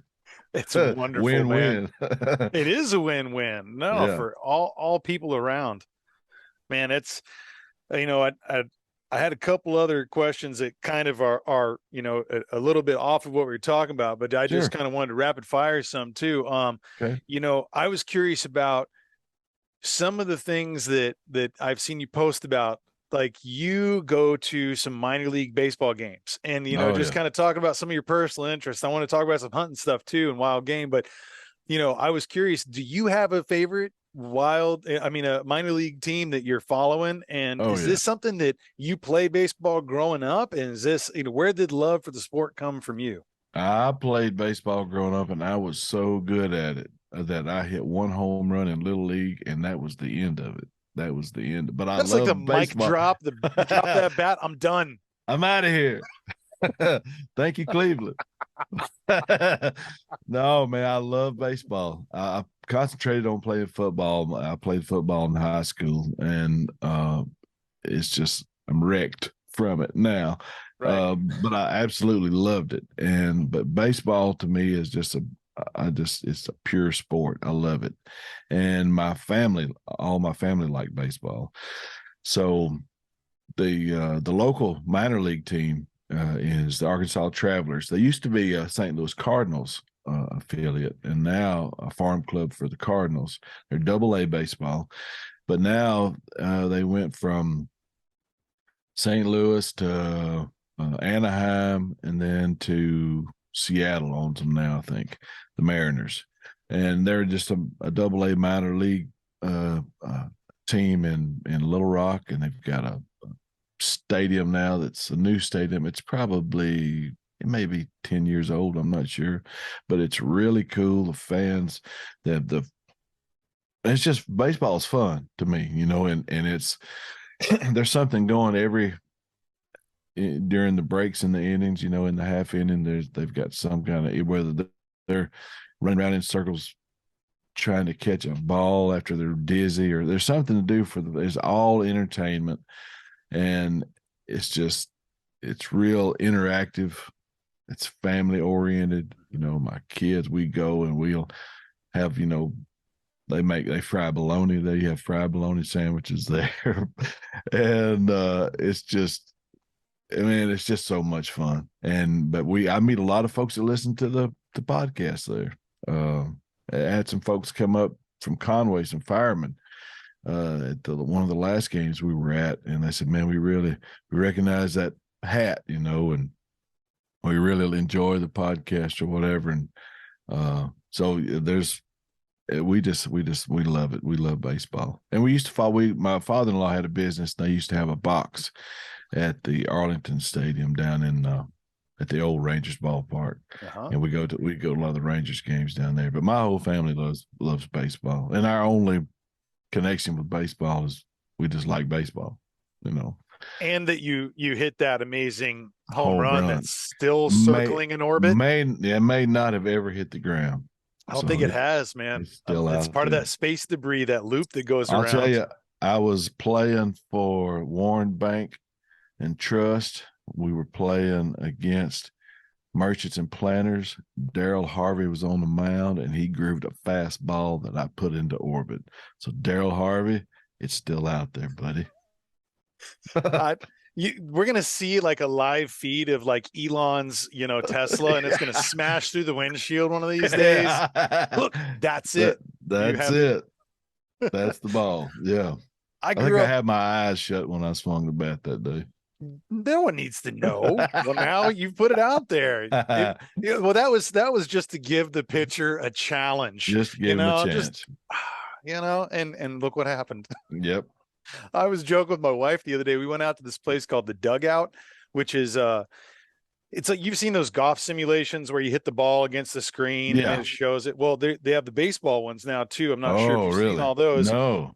So you can pick which stadium you're out there. It's all the major league stadiums now, right? So I think I forgot some of the family is from, Philadelphia. So we're out in the Philly stadium, and it's almost like a softball. It gets kind of lobbed up. It's almost like if you imagine, your dad out there, your coach just throwing the ball up and you're hitting and, just kind of out of a bucket, right? So I had one home run when I was a little league kid, and it was the only time, because I was like, I think I was probably about like 4 foot, 100 pounds. Well, up until I even went to college, it was tiny. And so I hit this ball and there was no fence. And if there was a fence, it would have gone over, but I've never seen one clear the fence. And the other day up at that thing, I hit it and it went out there and went over the fence. And I was like, finally, here I am, 44 years old. I have finally hit one over the fence. It is not going to smash into the Tesla like yours is, but it felt damn good to put it over there finally. Yeah. I was able to check that box. That's right. The ribs afterwards. Yeah, it's a little different these days. I still play soccer. I come home from like various injuries. Like my wife's like, Lord. What did you hurt today? Well, my hamstring, whatever it is. But it was one of those things. I finally got to check off that list, albeit virtual. It went over. There you go. Now I can drop my bat. What are you going to say? I would count that too. Yeah, it counted.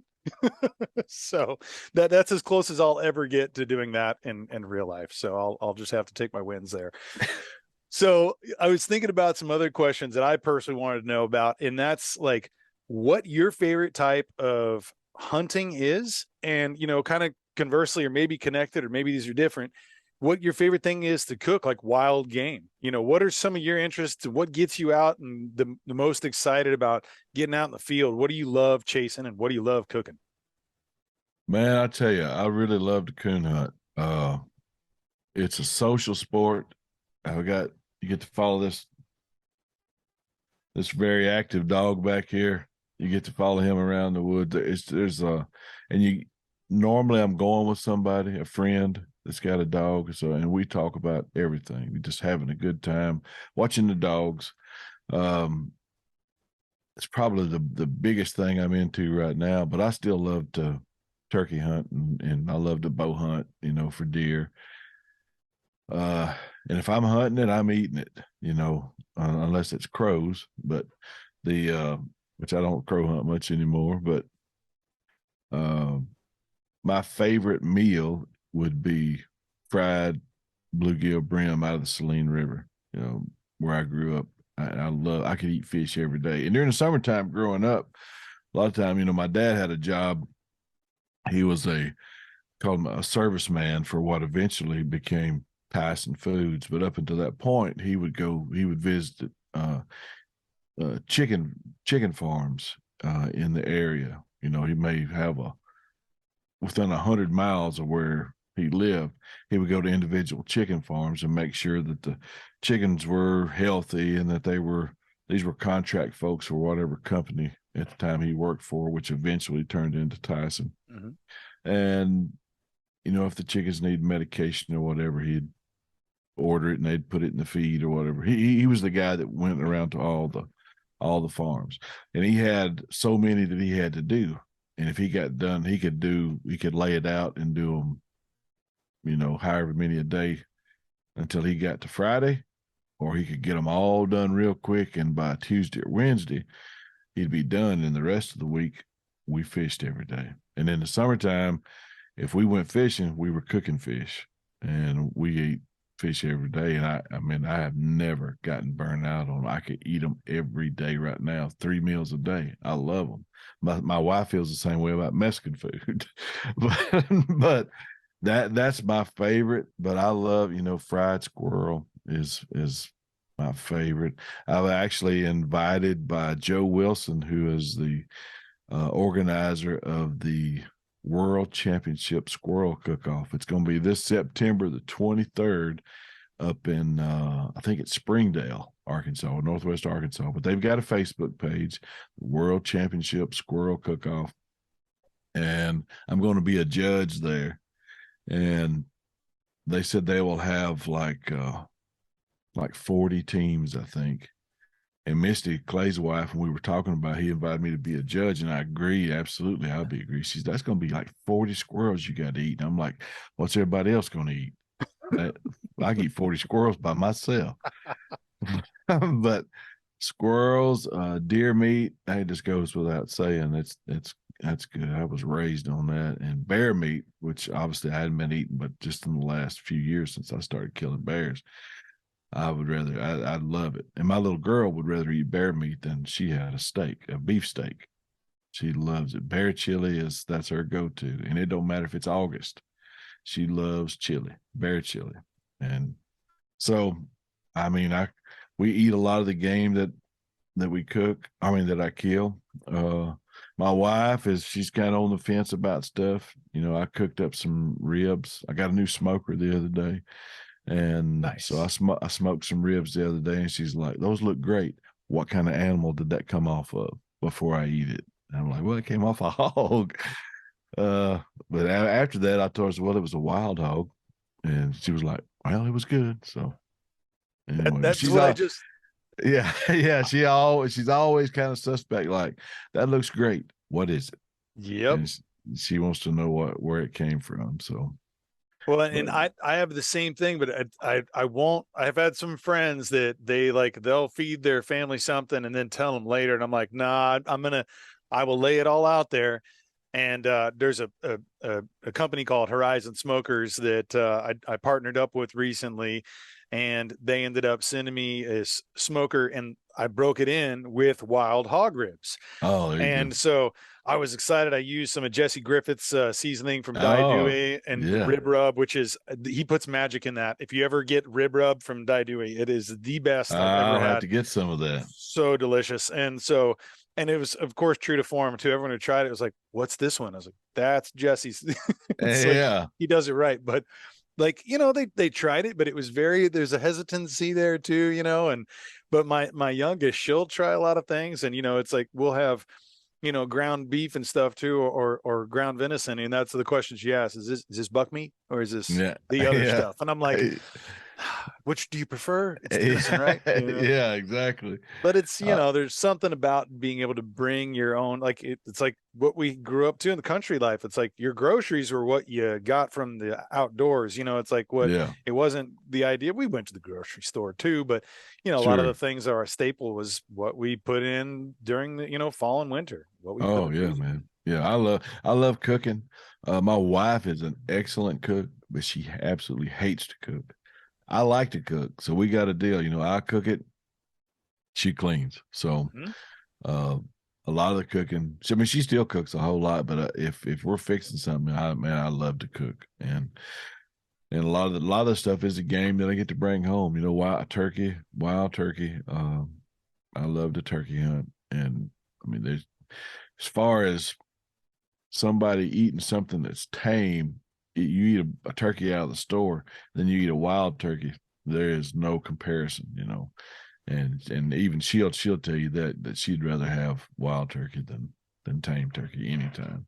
Oh, so yeah. So I got her, but she's tried squirrel before. She checked that box, and she's probably not going to eat any more of it. But she's not going to be a judge in September with you. She's not going to be a judge. She'll be up there, but she's not going to be a judge. She'll be judging me, but aside from that, she's probably not going to be eating any squirrels at the contest. But I just love wild game. I never put a lot of stock into folks saying something tasted gamey. Well, I Yeah. don't know what that means. You know, if I'm eating deer meat and they say, well, deer meat is just too gamey. No, it's not. It tastes like deer. Tastes like deer. Yeah. The deer, that's what they taste like. So that's, and I just like the taste of it. If they don't like it, that's fine. More for Yeah. me. Yeah, exactly. That's the way I look at it.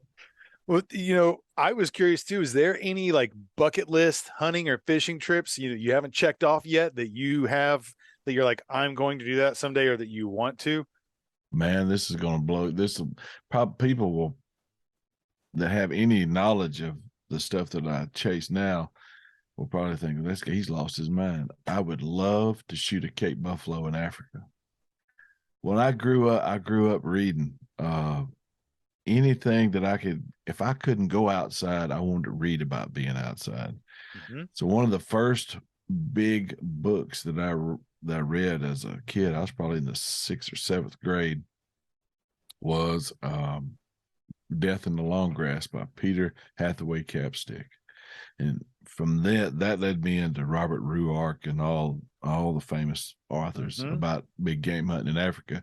But that has always been a bucket list item for me, was being on the ground, walking through the savannah or wherever Cape buffaloes live over there with a big old double rifle and smashing one of those that Ruark so famously said that it's been quoted so many times now that everybody's heard it, about an animal that looks at you like, you owe him money. And to me, that'd be something I'd like to do. But similarly here in North America, I'd love to go bow hunting for a big moose. I think that'd be good. Grizzly bear, without a doubt, I'd love to do that. But man, anytime anybody asks me that question, the first thing that always comes to mind is a Cape buffalo in Africa. So Nice. that's Well, when did you kind of transition, or were you born and like raised on the bow, or when did that kind of come to be that you started doing that? Because I mean, most folks, especially country life, you get the 22 and you kind of graduate up from there. But, yeah. I see more and more people moving into the world of bow hunting. And I was just kind of curious about, your introduction into that. Well, we always shot bows. Ben Pearson was a company here in Arkansas, not very far from where we live in Pine Bluff. And where I grew up from Pine Bluff was like 40 minutes away. Mm-hmm. So there was ample opportunity and places to purchase, just string bows from there. And that's where, as a kid, youth bows, that's where, as a kid, that I got interested in it. And Nice. then I actually started my first compound. I was probably in my early 20s, I guess, 21 or 2 when I got it. And then I fell in love with bow hunting. It's a lot, to me, it's a lot more personal. Yep. You get to, which is, I rifle hunt too. I've killed, a lot of deer with a rifle. But I just prefer a more of a challenge, with archery. I think it's just a lot more, you have a lot more opportunity too. You get to start early, and it's just something a lot of my friends were into. So you kind of go with your group, and we could share that. We could learn together back and forth. That made it fun. Michael Meeks, a buddy of mine that I grew up with, he was into bow hunting before I was. And so we just got to, it was something else that we could share and enjoy doing. And that's more or less how it all came about. Yeah. That's wonderful, man. I'm wanting to pick up a bow. I've been like practicing with my buddies, but I haven't gone, and I don't feel like I don't have the skill set yet to necessarily go after an animal. Maybe like I do like a hog or something like that, but it's like, that's something that I'm progressing towards. And that's the next level. I got into like rifle reloading and doing long distance, but I feel like I need to have like one habit or hobby, those going hand in hand at a time, because it's like I know that I'm gonna just dive fully into that, and whenever that click changes, so I got to prepare myself. That's my trouble, is I like everything. Yeah. fly fish. I love to fly Oh fish. I like yeah. tying my own flies and doing that stuff. So it's just I can't halfway do anything. You know, if Yeah. I'm gonna do something, I'm gonna try to do it right. So Yeah. No, they say don't half-ass anything, full ass something, whenever. Whatever exactly, that says. exactly. Well, you talked about fly fishing there. Like, there's a wonderful podcast that you had out where you mentioned, meeting someone who kind of mentored you, a guy named Terry, that was just like kind of on the side of the bank that you were watching. And, Oh you yeah. had a great connection there, with your dad and him going out and catching brim too. If you can you give us a just kind of quick little synopsis of that, experience there and Oh how, man. Sure, sure. My father, I grew up, brim fishing on the Saline River, like we talked about. Well, we fished with fly rods, and my dad would just roll cast. He taught me how to roll cast a cricket with a small uh, cork on it, small cork made out of cork, and with a real light line, and we would just catch brim after brim after brim. And fishing with a fly rod, obviously, and I'm still reading all these books while I'm doing that with my dad, and they're catching trout out in Wyoming, in Colorado, and on the Arkansas River, which I thought was insane because the Arkansas River, they were catching trout on the Arkansas River in Colorado, and you stand ankle deep in the Arkansas River in Arkansas, and you can't see your feet because it's muddy. There ain't no trout in there. It's hot. So all that stuff was so intriguing to me that I thought, one day I want to do that. But after my dad passed away, I got his fly rod, the last fly rod that he had, he and I bought together. I bought one and he bought one. And man, I just couldn't, we had such a close connection with fly fishing together with those fly rods that, man, it was just, I did fish some, after he passed away, but I couldn't just brim fish. I couldn't fish with a fly rod because it was, it hurt me. It was still a very sore memory, tender. And so out of the blue one day, and I mentioned it in the story, I told my wife, I said, I'm fixing to start fly fishing. And I told her that there was a fly fisherman trapped inside my body all this time. And she was like, she never looked up from what she was doing. I remember it just like it happened this morning. She said, are you sure you've got enough room for that idiot in there with all those other ones? And I'm like, yep, I do. And I just let that go. She's kept on whatever she was doing. And so that lit a fire under me, man. All I wanted to do that's what I needed to do. And it was really, and I don't think I effectively described it in that podcast, how all encompassing it was for me. If I had any moment, I didn't have some other obligation, I was reading or researching about fly fishing, and I hadn't even bought a fly rod at that point because I knew I wasn't going to use that one. That one was me and my dad's. We shared that, and it's for brim fishing anyway.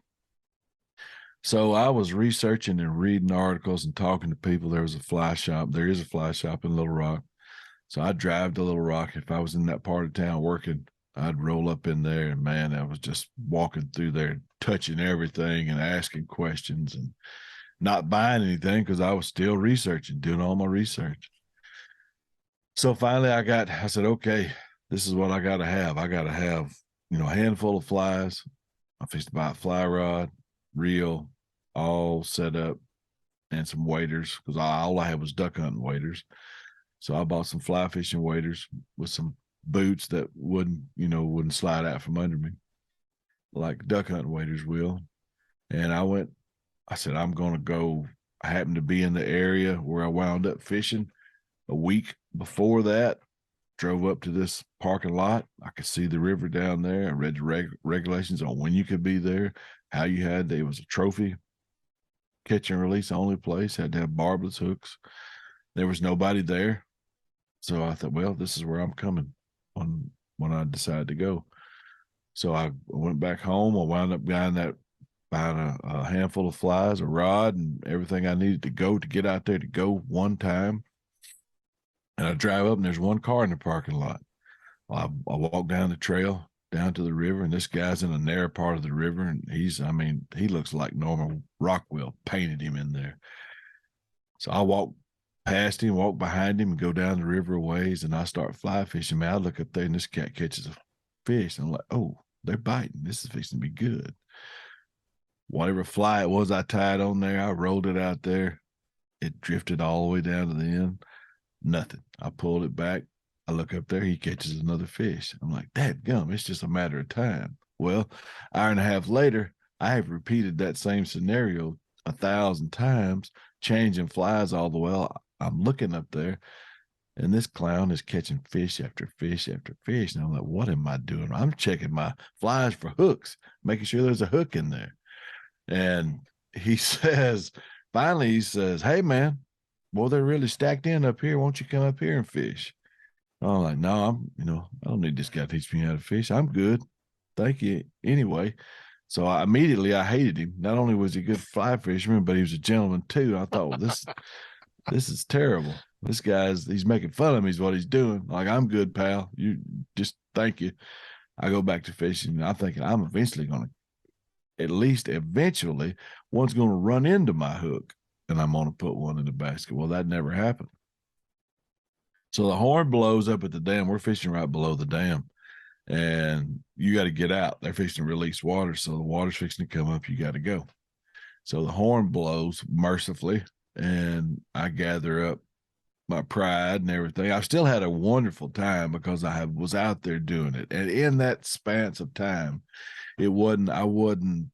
it didn't bother me that I wasn't catching fish. I was doing something that I had wanted to do and prepared myself to do. It really, my whole life had been preparing myself to do. So I enjoyed it. And then when I get up to the bank, he's sitting up there waiting for me, and he pokes his hand out and says, howdy, my name's Terry. And I couldn't think of anything other to say other than, because I wanted to salute the man. I wanted to, bow down and praise him because your autograph. Yeah, exactly. So I said, man, you're a lot prettier than I thought you were. And he started laughing and shook my hand. And I said, man, I don't know what I'm doing. I just know I want to do it. And he said, well, can you be here tomorrow? And I said, you dadgum right, I can. You just tell me what time to be there.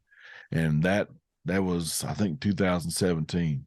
And over 2 years leading up to when COVID started, we were fishing 3 and 4 times a week, every chance we got. And it turns out he didn't live there. He had a cabin there, but he's not from Arkansas. He got some family in Arkansas, but he lived in Missouri. So our meeting that day was absolutely orchestrated in my heart. I know it was orchestrated, and all of it came clear to me. We became fast friends.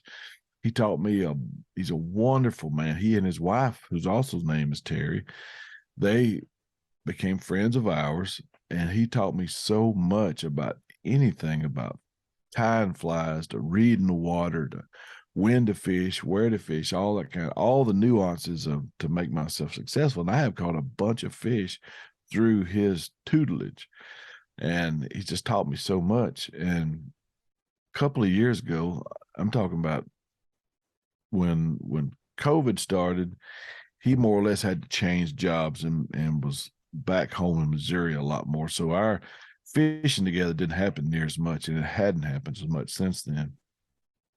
But a couple of years ago, my wife and I are driving back from Texas, and we're just riding. Man, I'm driving, and she's just looking out the window or at her phone or whatever she's doing over there. And just out of the clear blue sky, I was thinking about how random it was. And I hadn't thought about it up until that point, how random it was that day that I showed up at that particular place, and that tailwater, Little Red River, is one of the most famous tailwaters in the United States. People come from all over the world, and especially the United States, to fish in this fishery. And I've gone fishing there since, and there'll be vehicles with license plates from all over the United States, even out west where when I would leave Arkansas to go fly fishing out west, those folks were leaving there, coming here to fly fish. But on this particular day, it was just me and Terry that day. And I told her, I said, you know how odd it was, weird that Terry and I met that day.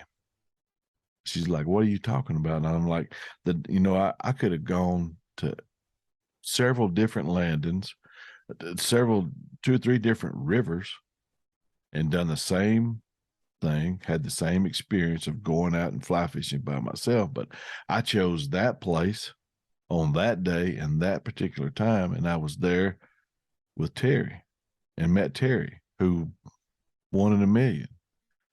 And she didn't say anything, man. And I could just see the wheels turning in her head over there. And we're driving probably another 5 minutes. She says, you don't get it. I get what? She said, that whole thing with Terry, it wasn't about fishing. Y'all's connection is your dad. You wouldn't use those, you hadn't brim fished since he died. And you enjoyed fly fishing so much. You enjoyed fishing with a fly rod so much. And you wanted to do this thing. The good Lord put him there. And for y'all to meet on that day, and look what became of it. And it was like, man, she hit me in the head with a bat.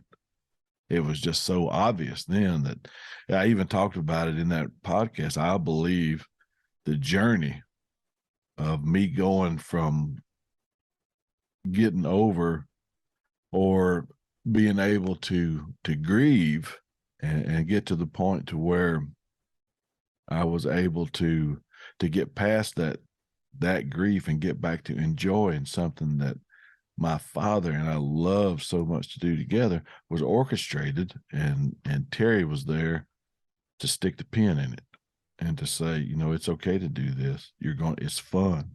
Your dad would be enjoying this, and I get to share that with him, and I get to share it with both of them, really, because there's not a time that I step on the river that I don't think my father ain't with me. And I talk about him a lot in my podcast, and people may eventually like, golly, all this guy ever talks about is something relating to his father. But I really have no other frame of reference when it comes to my life in the country, because he was just such a big part of it, a big influence of it, and sure, all of them ain't going to be about him, but there's a lot of context that I have that's because of him, because a lot of the way I am was the way he taught me to be, or the example that he set for me to be. So it all came full circle, and Alexis just said, you don't get it, do you? I mean, she got it, and she had to explain it to me. But when she did, it was just plain as could be. And I probably gave you a lot longer answer than you were asking for, telling that whole story there. But it was it was a defining point in me being able to not move past losing my father, but to be able to enjoy myself doing things that I used to do with him again. And it has paid off in spades. I'm sure he wouldn't want me sitting at the house when I could be out fishing, because he didn't want to sit at the house. Right.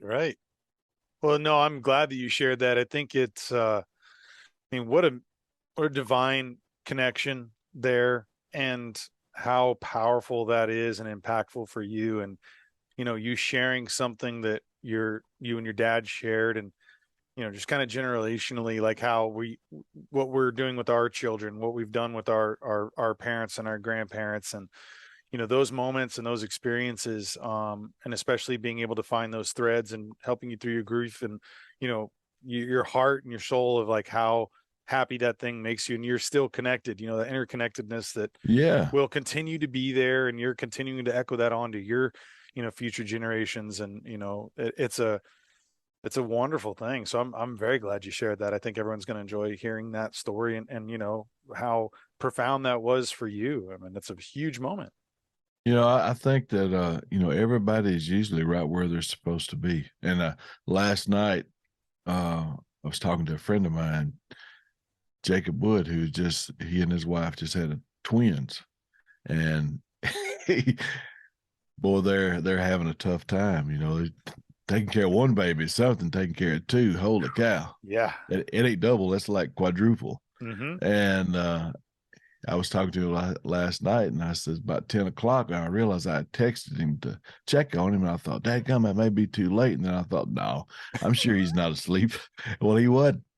And he was like, man, it's tough. He said, we're not getting any sleep. We're tired, and babies are doing fine, but it's, it's just a big deal. They're like 3 weeks old. And I said, well, man, I said, it just goes back to what I always say. Everybody, in the grand scheme of things, this is not going to be a long time, and everybody's is right where they're supposed to be. I'm here at my couch watching TV, and those racket making youngins are at your house. So I don't think he thought that was near as fun as you did sitting on your couch, right? Yeah, exactly. So, but it all works out. Now, those moments you look back on later on, and you just realize, you can't get them back, and you just there, and you're so glad you had them, even though they may be, I mean, I ripped out my hair from all those times when it's just the insanity of it. But wouldn't trade it for the world, absolutely. Those are some of the greatest, and you just kind of sometimes want to slow those moments down, and yeah. Try to be able to have those. There's lots of places I like to go and lots of things I'd like to do, but there ain't nothing better to me than holding a baby. I absolutely love them. I really like them when they're somebody else's, but yeah, you can hand them back. They can hand them back. This time has expired. Here you go. It's there. So you go. Yeah. And that's when you just reach for your dog and scratch some ears, and all's right in the world. There you go. Well, Brent, I've thoroughly enjoyed this conversation. I want to thank you for coming on today and chatting and sharing so many things so freely. And I really encourage everyone to go check out your podcast, This Country Life.